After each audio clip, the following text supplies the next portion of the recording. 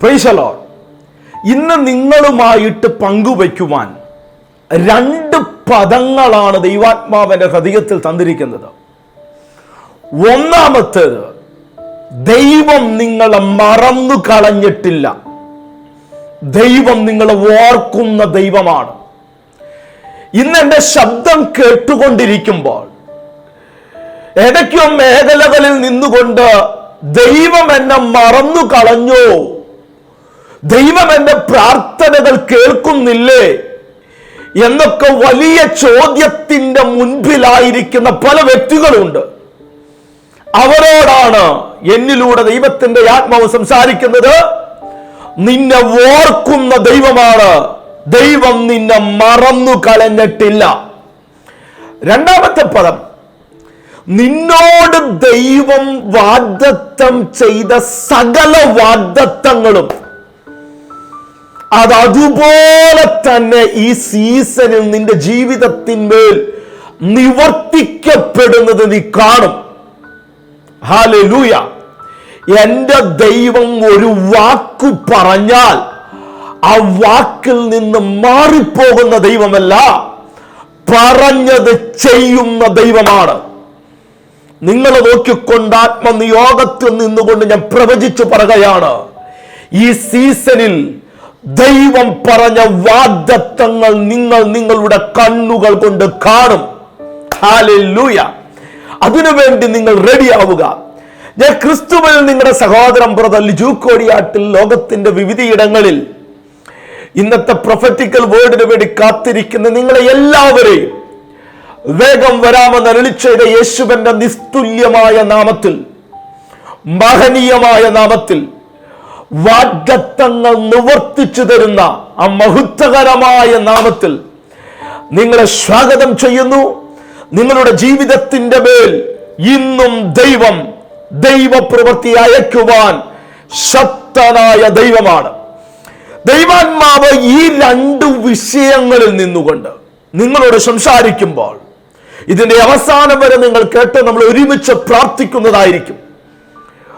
വാഗ്ദത്തങ്ങൾ എല്ലാ കാലഘട്ടത്തിലും ദൈവം നിവർത്തിക്കുന്നതിന് മുമ്പ് തന്നെ ദൈവത്തിന്റെ വചനം നമ്മൾ നോക്കിക്കഴിഞ്ഞാൽ നമ്മൾക്ക് കാണുവാൻ കഴിയുന്നത്, ആ വാഗ്ദത്ത നിവർത്തീകരണം നടക്കുന്നതിന് മുമ്പ് വലിയ തിരമാലകൾ, വലിയ പ്രതിസന്ധികൾ വാഗ്ദത്തം പ്രാപിക്കുന്നതിന് മുമ്പ് അവരുടെ മുമ്പിൽ വെളിപ്പെട്ടു വരുന്നത് ദൈവവചനത്തിൽ നമ്മൾക്ക് കാണുവാൻ കഴിയുന്നു. എന്നാൽ നിന്നെ മറന്നു കളയാത്ത ദൈവത്തിന്റെ മുഖത്തേക്കാണ് നീ നോക്കുന്നതെങ്കിൽ നിന്റെ ജീവിതത്തിന്റെ മേൽ ഏതു വിഷയം കടന്നു വന്നു കഴിഞ്ഞാലും അവിടെ പരിഹരിക്കുവാൻ ദൈവത്തിന് പറ്റുമെന്നുള്ള പൂർണ്ണമായ വിശ്വാസം നിനക്കുണ്ടെങ്കിൽ നിന്നോട് പറയപ്പെട്ട വാഗ്ദത്തത്തിന്റെ നിവർത്തി നീ കണ്ടിരിക്കും. ഇത് ഞാൻ പറയുമ്പോൾ ഈ സീസണിൽ യേശുവിന്റെ നാമത്തിൽ വലിയ വാഗ്ദത്ത നിവർത്തികൾ നിങ്ങളുടെ കണ്ണുകൾ കൊണ്ട് കണ്ടിരിക്കും. ദൈവം അബ്രഹാമിനോട് പറവാനിടയായിത്തീർന്നു, നിന്റെ സന്തതി 400 സംവത്സരം അന്യദേശത്ത് പോയി പാർക്കും. എന്നാൽ ഞാൻ ആ ജനതയെ അവിടെ നിന്ന് പുറപ്പെടുവിച്ച് കനാൻ നാട്ടിലേക്ക് കൊണ്ടുവരുമെന്ന് ദൈവമാണ് പറഞ്ഞത്. പുറപ്പാട് പുസ്തകത്തിലേക്ക് കടന്നു വരുമ്പോൾ ദൈവിക ആലോചന നിവർത്തീകരണത്തിലേക്ക് വരാത്ത രീതിയിൽ പ്രതികൂലങ്ങളിൽ കൂടി ഇസ്രായേൽ ജനം കടന്നു പോകുവാനിടയായിത്തീർന്നു. ഇത് പറയുമ്പോൾ നിങ്ങളുടെ ഇന്നത്തെ സാഹചര്യം നോക്കിക്കഴിഞ്ഞാൽ വാഗ്ദത്തം നിവർത്തിക്കുവാൻ ഒരു സാധ്യതയില്ല. ദൈവം എന്നെ പറ്റി, എൻ്റെ മക്കളെ പറ്റി, എൻ്റെ ബിസിനസ്സിനെ പറ്റി, എൻ്റെ കുടുംബത്തെ പറ്റി, എൻ്റെ സഭയെ പറ്റി പറഞ്ഞ വാഗ്ദത്തങ്ങൾ ഒന്നുപോലും നിവർത്തീകരിക്കുവാൻ ഒരു സാധ്യതയും ഇല്ല ബ്രദറെ എന്ന് പറയുന്ന ഒരുപാട് വ്യക്തികളുണ്ട്. അത്രയധികം പ്രതികൂലത്തിന്റെ നടുവിലാണ് ഞാൻ ആയിരിക്കുന്നത്. അത്രയധികം പ്രതിസന്ധിയിൽ കൂടെയാണ് ഞാൻ കടന്നു പോകുന്നത്. ഇസ്രായേൽ ജനത്തിന്റെ പുറപ്പാട് പുസ്തകത്തിൽ നമ്മൾക്ക് കാണുവാൻ കഴിയുന്നത് ഒരു ടൈമിൽ അവരുടെ ജീവന് വരെ കയ്പായ അനുഭവത്തിൽ കൂടി അവർ കടന്നു പോകുവാനിടയായി തീർന്നു. ഇങ്ങനെയുള്ള അനുഭവമാണ് നീ ഫേസ് ചെയ്യുന്നതെങ്കിൽ നിങ്ങളോടാണ് ഇന്നത്തെ പ്രവചന ശബ്ദം. ഇല്ല, എന്റെ ദൈവം നിന്നെ മറന്നു കളയുന്ന ദൈവമല്ല. എന്റെ ദൈവം വാക്കുമാറുന്ന ദൈവമല്ല. എന്റെ ദൈവം അവിടെ നിന്ന് നിന്നെ അത്ഭുതകരമായി പുറത്തു കൊണ്ടുവരുവാൻ ശക്തനായ ദൈവമാണ്. വലിയ പ്രതികൂലത്തിന്റെ നടുവിൽ, വലിയ പ്രതിസന്ധിയുടെ നടുവിൽ എന്താണ് ചെയ്യുകയെന്നുള്ള വേദനയോടുകൂടി എന്നെ കേട്ടുകൊണ്ടിരിക്കുന്ന പല വ്യക്തികളുണ്ട്. അവരോടാണെന്ന് ദൈവത്തിന്റെ ആത്മാവ് പറയുന്നത്, അതിന്റെ നടുവിൽ നിന്നുകൊണ്ട് അത്ഭുതകരമായി ദൈവം നിന്നെ വിടുവിക്കും. ഹല്ലേലൂയ. ഇങ്ങനെ ജീവനു വരെ കയ്പായി കൊണ്ടിരിക്കുന്ന ഒരു കാലഘട്ടം, യോസഫിനെ അറിയാത്ത ഒരു ഫറവോൻ കടന്നു വന്ന കാലഘട്ടം, ജനത്തെ മൊത്തം പീഡിപ്പിച്ചുകൊണ്ടിരിക്കുന്ന കാലഘട്ടം. ഈ കാലഘട്ടത്തിൽ വാഗ്ദത്തത്തിന്റെ നിവൃത്തീകരണത്തിനു വേണ്ടി ദൈവം ഒരു വ്യക്തിയെ എഴുന്നേൽപ്പിച്ചു. ഒന്നുകൂടി വ്യക്തമാക്കി പറഞ്ഞു കഴിഞ്ഞാൽ, ഒരു വ്യക്തിയെ ദൈവം ഭൂമിയിലേക്ക് കൊണ്ടുവന്നു. അതായിരുന്നു മോശ എന്ന് പറയുന്ന വ്യക്തി. മോശ ജനിച്ച കാലഘട്ടത്തിന്റെ പ്രത്യേകത, അങ്ങനെ ഒരു കുഞ്ഞ് ഭൂമിയിൽ വാഴരുതെന്ന് ഫറവോൻ ഇറക്കിയ ഒരു നിയമമുണ്ടായിരുന്നു. ഇസ്രായേൽ ആൺതരികളിൽ ആരെങ്കിലും ജനിച്ചു വീഴ്ത്തപ്പെട്ടാൽ അവനെ നൈൽ നദിയിലേക്ക് എറിഞ്ഞു കൊല്ലണമെന്നുള്ളതായിരുന്നു അന്നത്തെ കാലഘട്ടത്തിലെ സുപ്രീം പവർ എന്നറിയപ്പെടുന്ന അവൻ ഈജിപ്തിലെ ഫറവോ രാജാവ് ഇറക്കിയ നിയമം. ഇങ്ങനെയുള്ള കുഞ്ഞു ഒരിക്കലും ജനിക്കുവാനോ ജനിച്ചു വളർത്തപ്പെടുവാനോ സാധ്യതകൾ ഒന്നുമില്ലാത്ത കാലഘട്ടമായിരുന്നു. എന്നാൽ ദൈവം കണ്ടവനെ, ദൈവത്താൽ തിരഞ്ഞെടുക്കപ്പെട്ടവനെ എല്ലാ കാലഘട്ടത്തിലും ദൈവം കരുതുവാനിടയായിത്തീരും. ദൈവം അവനെ പ്രൊട്ടക്റ്റ് ചെയ്യുവാനിടയായിത്തീരും. ഇത് ഞാൻ പറയുമ്പോൾ നിങ്ങളുടെ ജീവിതത്തിന്റെ മേൽ അസാധാരണമാകുന്ന രീതിയിലുള്ള ദൈവിക കരുതലുകൾ, ദൈവിക സംരക്ഷണത്തിന്റെ കരം നിങ്ങൾ ഈ സീസണിൽ കാണുവാനിടയായി തീരും. അത് നിങ്ങളുടെ ജീവിതത്തിന്റെ മേൽ, നിങ്ങളുടെ മക്കളുടെ ജീവിതത്തിന്റെ മേൽ യേശുവിന്റെ നാമത്തിൽ അത് കണ്ടിരിക്കും. ഇത് ഞാൻ പറയുമ്പോൾ എനിക്കറിയാം, പല വ്യക്തികൾ മക്കളെ ഓർത്തുകൊണ്ട് അവരുടെ ജീവിതം എങ്ങനെയായിത്തീരും, അവരുടെ ഭാവി എന്തായിത്തീരും, അവർ കടന്നു പോകുന്ന അനുഭവം വളരെ ദുഷ്കരമാണല്ലോ എന്നൊക്കെ പറഞ്ഞുകൊണ്ട് കരച്ചിലോടുകൂടി എന്നെ കാണുന്നവരുണ്ട്. അവരോടാണ് ദൈവത്തിന്റെ ആത്മാവ് പറയുന്നത്, നിന്റെയും നിന്റെ കുടുംബത്തെയും നിന്റെ മക്കളെയും സംരക്ഷിക്കുവാൻ എന്റെ ദൈവത്തിന് കഴിയും.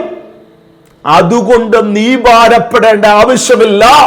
നിന്റെ ഭാരം ഇന്ന് പകൽക്കാലം നീ ദൈവത്തിന്റെ അടുക്കലേക്ക് ഇറക്കി വെച്ചോ.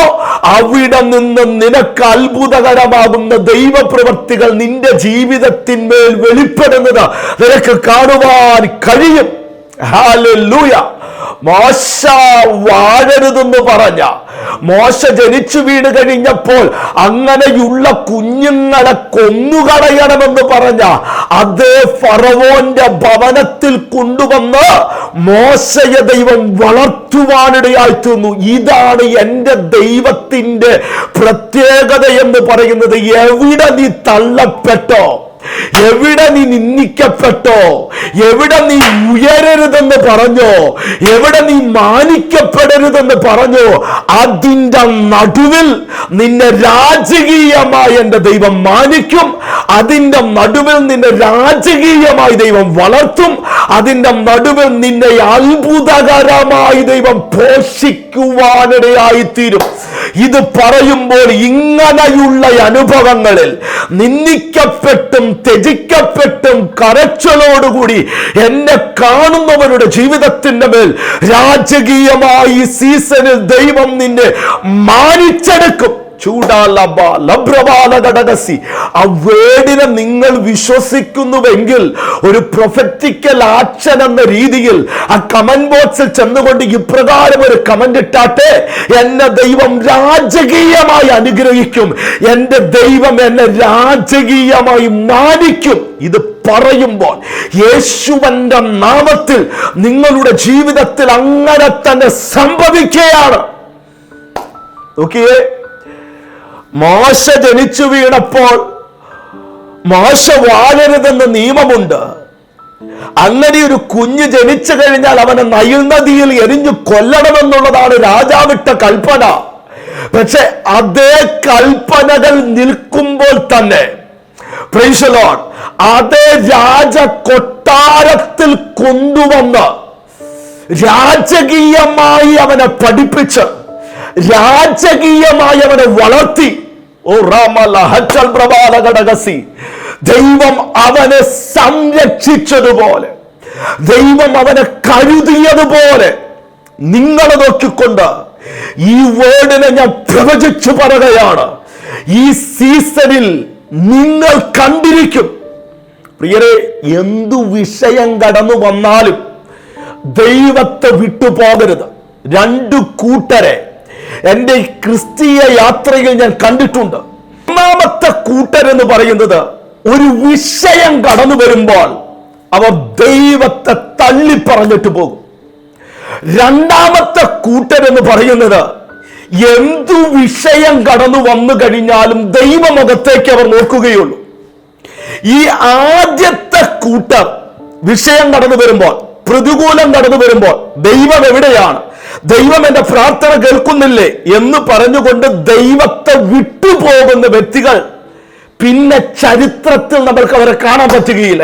രണ്ടാമത്തെ കൂട്ടരുണ്ട്, അവർക്ക് എന്ത് വിഷയം കടന്നു വന്നു കഴിഞ്ഞാലും ദൈവമേ നീയാണ് എന്റെ രക്ഷ, നീയാണ് എന്റെ വിടുതൽ, അങ്ങയെ വിട്ട് ഞാൻ എങ്ങോട്ടും പോകയില്ല, അങ്ങിൽ തന്നെ മാത്രമേ ഞാൻ നോക്കുകയുള്ളൂ എന്ന് പറയുന്ന അവർ ഒരുപക്ഷെ ആദ്യം കുറെ പ്രതികൂലങ്ങളിൽ കൂടിയും ആദ്യം കുറെ വേദനയിൽ കൂടിയൊക്കെ കടന്നു പോകും. എന്നാൽ കുറച്ച് നാള് കഴിയുമ്പോൾ, കുറച്ച് സമയം കഴിയുമ്പോൾ ദൈവം അവരുടെ ജീവിതത്തിന്മേൽ പ്രവർത്തിക്കുന്നത് ഞാൻ വലിയ ദൈവ സാന്നിധ്യം അനുഭവിക്കുന്നുണ്ട്. ചിലരുടെ ജീവിതത്തിന്റെ മേൽ ഈ രണ്ടാമത്തെ കൂട്ടരായി നിൽക്കുന്ന പല വ്യക്തികളുണ്ട്. പല വ്യക്തികൾ എന്റെ ശബ്ദം കേൾക്കുന്നുണ്ട്. എത്ര വിഷയം കടന്നു വന്നിട്ടും പിന്മാറാതെ, എത്ര വിഷയം കടന്നു വന്നിട്ടും ആ യേശുവിന്റെ മുഖത്തേക്ക് മാത്രം നോക്കിക്കൊണ്ട് എന്നെ കേൾക്കുന്ന പല വ്യക്തികളുണ്ട്. അവരോട് ഞാൻ ദൈവാത്മ പ്രേരിതമായി ദൂതനെ കൈമാറുകയാണ്. നീ ഒരിക്കലും തല കുനിഞ്ഞു നിൽക്കുവാൻ എന്റെ ദൈവം സമ്മതിക്കുകയില്ല. ഒരു ടൈം കഴിയുമ്പോൾ ദൈവം ഇതിനെ തിരിക്കും. നിന്റെ സീസണെ ദൈവം മാറ്റും. ദൈവം നിന്നെ മാനിച്ചു തുടങ്ങുവാനിടയായിത്തീരും. യോസഫിന്റെ ജീവിതത്തിന്റെ തുടക്കം തൊട്ട് ഒടുക്കം വരെ നോക്കിക്കഴിഞ്ഞാൽ അവൻ വലിയ പ്രതികൂലങ്ങളിൽ കൂടെയാണ് അവൻ കടന്നുപോയത്. പക്ഷെ ആ പ്രതികൂലങ്ങളിൽ ദൈവത്തെ വിട്ടുച്ചു പോകാതെ ദൈവം മുഖത്തേക്ക് മാത്രം നോക്കിയത് കൊണ്ട് സംഭവിച്ചത് എന്താണെന്നറിയാമോ? അവൻ ഫറവോന്റെ കൊട്ടാരത്തിൽ കൊണ്ടുവന്ന് എന്റെ ദൈവം രാജകീയമായി അവനെ മാനിച്ചു. ഇത് ഞാൻ പറയുമ്പോൾ നിങ്ങൾ ദൈവത്തെ വിട്ടുകളഞ്ഞില്ല എന്ന ഒറ്റ കാരണത്താൽ, വലിയ വിഷയത്തിന്റെ നടുവിൽ ദൈവം മുഖത്തേക്ക് നോക്കി എന്ന ഒറ്റ കാരണത്താൽ ദൈവം ചിലരെ ഈ സീസണിൽ അനുഗ്രഹിക്കാൻ പോകുകയാണ്. ദൈവകരം നിന്റെ ഭവനത്തിലേക്ക് വലിയ അനുഗ്രഹങ്ങളും വലിയ നന്മകളും വലിയ വിടുതലുകളുമായി അയക്കുവാൻ വേണ്ടി പോകുകയാണ്. അത് നിങ്ങളുടെ ജീവിതത്തിന്റെ മേൽ നിങ്ങൾ കണ്ടിരിക്കും. ഞാനിത് പറയുമ്പോൾ എല്ലാ ശനിയാഴ്ചകളിലും ഇന്ത്യൻ സമയം രാത്രി 9 മണിക്ക് സൂം മീറ്റിംഗിൽ ഞാൻ നിങ്ങളെ ലൈവായി ശുശ്രൂഷിക്കുന്നുണ്ട്. ആ സൂം മീറ്റിംഗിൽ നിങ്ങൾക്ക് പങ്കുചേരുവാൻ താല്പര്യമുണ്ടെങ്കിൽ യൂട്യൂബിന്റെ ഡിസ്ക്രിപ്ഷൻ ബോക്സിൽ നിങ്ങൾ കടന്നുപോയി കഴിഞ്ഞാൽ ഒരു വാട്സ്ആപ്പ് ഗ്രൂപ്പിനെ നിങ്ങൾക്ക് കാണാം. ആ വാട്സ്ആപ്പ് ഗ്രൂപ്പിൽ നിങ്ങൾ ജോയിൻ ചെയ്ത് കഴിഞ്ഞാൽ എല്ലാ ദിവസവും 2 മിനിറ്റിൽ താഴെയുള്ള ശബ്ദമേറിയ പ്രൊഫറ്റിക്കൽ മെസ്സേജ് ഞാൻ അവിടെ നിങ്ങൾക്ക് വേണ്ടി കൈമാറുന്നുണ്ട്. അതോടൊപ്പം തന്നെ സൂം മീറ്റിംഗിന്റെ ലിങ്ക് ഞാൻ നിങ്ങൾക്ക് അയച്ചു തരുന്നതായിരിക്കും. പ്രിയരേ, എന്തു വിഷയം വന്നു കഴിഞ്ഞാലും ദൈവത്തെ വിട്ടേച്ചു പോകരുത്. ദൈവം നിങ്ങളെ മറന്നു കളയുകയില്ല. 2, ദൈവം നിന്നോട് പറഞ്ഞ വാഗ്ദത്തങ്ങൾ അത് എത്ര കാലതാമസം ഉള്ളതാണെങ്കിലും നിന്റെ ജീവിതത്തിന്മേൽ റൈഷബാന ഘടക നിന്റെ കണ്ണടയുന്നതിന് മുമ്പ് നീ കണ്ടിരിക്കും. നോക്കുക, ആമേൻ. മോശ എന്ന വ്യക്തിയെ ദൈവം എഴുന്നേൽപ്പിച്ചു, രാജകൊട്ടാരത്തിൽ വളർത്തി. വീണ്ടും മോശയുടെ ജീവിതത്തിന്റെ മേൽ അവൻ അറിയാത്തതും അവൻ കടന്നുപോകാത്തതുമായ വലിയ പീഡനങ്ങളിൽ കൂടി 40 സംവത്സരം മരുഭൂമിയിൽ കൂടി അവൻ കടന്നുപോയി. എന്നാൽ ആ മരുഭൂമിയിലും ദൈവം അവനെ കൈവിട്ടില്ല. അവന് ദൈവിക എൻകൗണ്ടറുകൾ കൊടുത്തിട്ട് ഈ ലോകത്തിന്റെ തന്നെ ഏറ്റവും വലിയ സുപ്രീം പവർ എന്നറിയപ്പെടുന്ന ഈജിപ്തിലെ ഫറവോ രാജാവിന്റെ മുൻപിൽ ഒരു വിക്കനായ മോശയെ അതിശക്തമായി ദൈവം ഉപയോഗിക്കുവാനിടയായി തോന്നുന്നു. ഇന്ന് നിന്റെ ഡിസബിലിറ്റി എന്താണെങ്കിലും, നിനക്കൊരു കഴിവില്ലെന്ന് പറയുന്ന വ്യക്തിയാണെങ്കിലും, നിന്നെ ആർക്കും വേണ്ട എന്ന് പറയുന്ന വ്യക്തിയാണെങ്കിലും, നീ നിന്റെ ജീവിതം ദൈവകരങ്ങളിലേക്ക് വരവേൽപ്പിച്ചു കൊടുത്തു കഴിഞ്ഞാൽ നിന്റെ ഡിസബിലിറ്റികളെ മാറ്റി, നിന്റെ ജീവിതത്തിന്റെ ക്രൂരമാകുന്ന വേദനകളെ മാറ്റി അവന് നിന്നെ മാനിക്കാൻ പറ്റുമെന്ന് നിങ്ങളോട് ദൈവത്തിന്റെ ആത്മാവ് സംസാരിക്കുകയാണ്. അതുകൊണ്ട് ഒരിക്കലും പിന്തിരിഞ്ഞു പോകരുത്. ദൈവമുഖത്തേക്ക് മാത്രം നോക്കുക. ഞാൻ നിങ്ങൾക്ക് വേണ്ടി പ്രാർത്ഥിക്കുകയാണ്. നിങ്ങൾ ഇന്ന് അഭിമുഖീകരിക്കുന്ന വിഷയങ്ങൾ പലതായിരിക്കാം. പല വിഷയങ്ങൾക്കും നിങ്ങൾക്ക് മറുപടി ഉണ്ടാകുകയില്ല. എന്തിനാണ് ഈ ഭൂമിയിൽ ജീവിക്കുന്നത് എന്നുള്ള ചോദ്യങ്ങൾ വരെ നിങ്ങളുടെ ജീവിതത്തിൽ ഉണ്ടാകാം. എന്നാൽ അതിന്റെ നടുവിൽ ദൈവമുഖത്തേക്കാണ് നിങ്ങൾ നോക്കുന്നതെങ്കിൽ അവിടെ നിന്ന് ശാശ്വതമായ പരിഹാരം ഈ സീസണിൽ നിങ്ങൾ കണ്ടിരിക്കും. കർത്താവേ, ഈ ജനത്തെ ഞാൻ യേശുവിന്റെ നാമം ചൊല്ലി അനുഗ്രഹിക്കുക. കർത്താവേ, ഇവർ കടന്നു പോകുന്ന പാതകൾ വാഗ്ദത്ത നിവൃത്തി കാണാതെ ഭാരത്തോടും ഭയത്തോടും കടന്നു പോകുന്ന പല വ്യക്തികളുണ്ട്.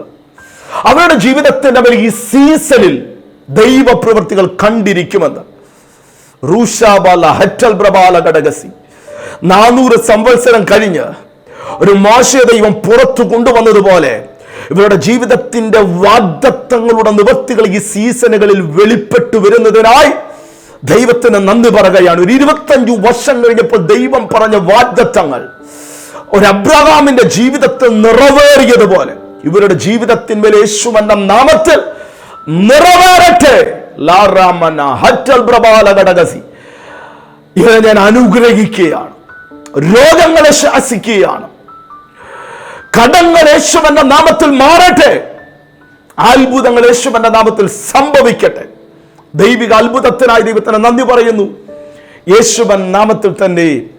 ആമേൻ. നിങ്ങൾക്ക് നിങ്ങളുടെ വിലപ്പെട്ട പ്രാർത്ഥന വിഷയങ്ങളുണ്ടെങ്കിൽ സ്ക്രീനിൽ കാണുന്ന നമ്പറിൽ, പ്രയർ ലൈൻ എന്നറിയപ്പെടുന്ന നമ്പറിൽ മാത്രം വിളിക്കുക. അതിൽ വിളിച്ചു കഴിഞ്ഞാൽ ഞാൻ നിങ്ങൾക്ക് വേണ്ടി പ്രാർത്ഥിക്കുന്നതായിരിക്കും. അതോടൊപ്പം തന്നെ നമ്മുടെ ആത്മീയ കൂടിവരവുകൾ പാലക്കാട് വെച്ച് നടത്തപ്പെടുന്നുണ്ട്. എല്ലാ ഞായറാഴ്ചകളിലും പ്രൈസ് ദി ലോർഡ് രാവിലെ 10 തൊട്ട് 12 വരെയാണ്. KSRTC ബസ് സ്റ്റാൻഡിന്റെ, പാലക്കാട് KSRTC ബസ് സ്റ്റാൻഡിന്റെ നേരെ എതിർവശമുള്ള സിറ്റി മിനാർ എന്നറിയപ്പെടുന്ന ഹോട്ടലിന്റെ കോൺഫറൻസ് ഹാളിൽ വെച്ചാണ് നടത്തപ്പെടുന്നത്. നിങ്ങൾ വേറെ എവിടെയും മീറ്റിങ്ങിൽ കടന്നു പോകുന്നില്ലെങ്കിൽ ആ മീറ്റിങ്ങിലേക്ക് ഞാൻ നിങ്ങളെ സ്വാഗതം ചെയ്യുന്നു. നിങ്ങളുടെ ജീവിതത്തിൽ മറക്കാൻ പറ്റാത്ത ഒരു ആരാധനയായി തീരും ആ ആരാധന. നമുക്ക് നാളെ വേറൊരു മെസ്സേജുമായി കാണാം. God bless you all.